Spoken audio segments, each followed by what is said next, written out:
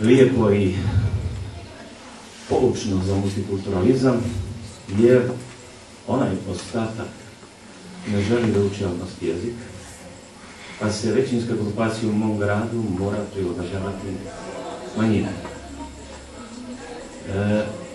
Ovo što sam vidio u Istri i što sam danas čuo je vrlo lijepo i na neki način me može poslužiti za ideal da u svojoj sredini probam do kraja svog života da se italijanski, slovenački i hrvatski govore naizmječno i bez osobitog tereta.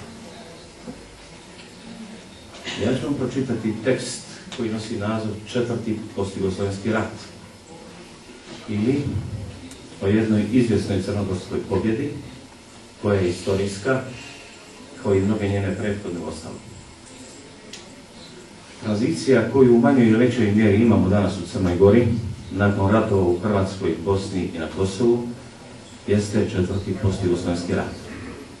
Konačni napad ratnih i drugih profitera na osiromašene građane zemalja nastalih na eksiju prostoru.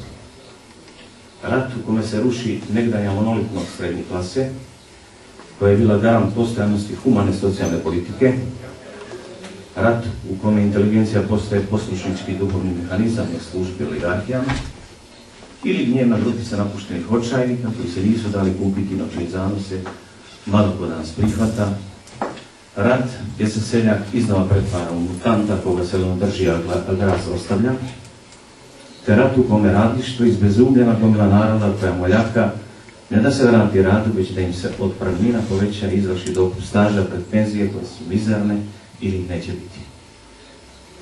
Sila destrukcije tog napada privilegovanih pljačkaša su strahovite. A taj udar, poput usta koja se ne mogu zasititi, guta ostatke negdašnje privrede i sve još zdravo pretvara u bolesno, koje će uskoro biti odbačeno da bi bilo jeftino kupljeno. Opet se, kao mnogo puta u istoriji koja se ponavlja na strani privilegiranih, nađu oni kojima na tom klatno vremena nije mjesto, a na strani zakinutih oni koji redovito, koji svaka masa koja se ambedno mijenja, uraju i buče. Psi svanca koji lažom prate karavane profita. Dakako, bijesa izazvanog ovim uspostavljenim porektom krajnje nepravde koji se dovršava ne nedostaje. Oni koji su se napljačkali, naubijali i do zla Boga osilili, nemaju skrupula slušajući bezopasnu galamu obespravljenih koji se spuštaju skliskom stazom uništavaju. Ono što najviše obespokojava, dok se tabla sa natpisom od Linic postavlja na demarkacionalnoj liniji koja pravdu dijeli od uspostavljenih armada zla, jeste odsustvo političke alternative dovoljno snažne da bi stvari mogla početi da mijenja u drugom smjeru. Crnogorska politička opozicija postoji, ali ona svojim anahronim instrumentarijem poziciji samo jača krila. Iako znamo da nas gnjev narastajući, ali nekontrolisan, ne može odvesti nikamo, sve su očiti obrisi haosa i destrukcije društva koje je oboljelo.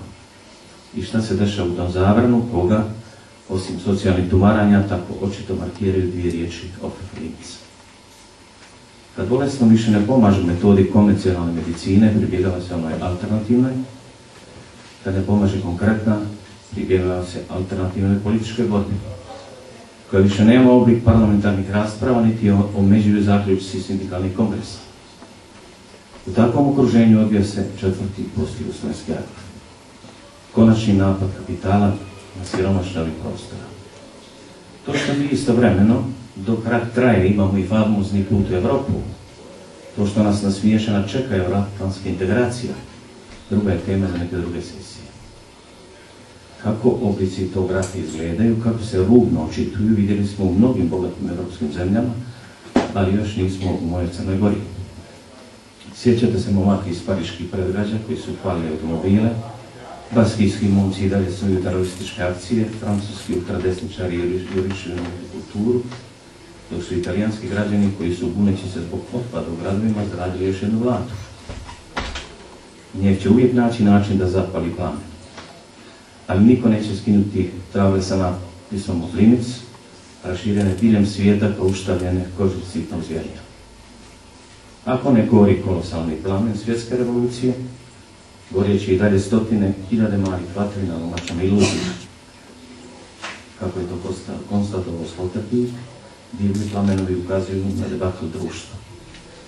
Jer sistem vladavine ovih naših dojučerašnjih loših studenata, sportista i marljivih seminarista na kursevima opšte narodne odbrane, te loših pjesnika i sredovječnih akademika, tako je usavršen da uvijek pronalazi način da akcije usmjerene protiv njih okrenu svoju korist. Kao mašina koja se pokreće koristeći energiju onog koji joj se suprotstavlja. Mašina se čini nezaustavljivom, a njen pohod ka našoj budućnosti bezvolovječan. Kad će i hoće li u načinu na koji se nešto stvara islijati sjeme njegove propasti, ostaje da se vidi. Da li je bahatost i cinizam koje pokazuju crnogorski i ini oligarsi prva pukotina u sistemu njihove neograničene moći? I da li će četvrti post-jugoslovenski rat trajati duže od naše nade da se može živjeti bez zabrane ograničenja, bez međa i žica sa pravdom kao stanjem, a ne kao zastavom?